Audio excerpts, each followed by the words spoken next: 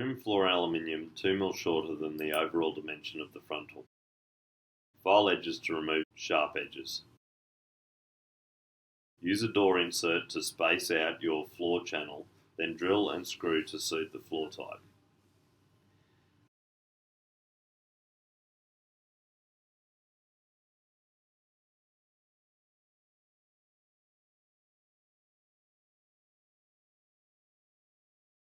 Rest division channel on the division.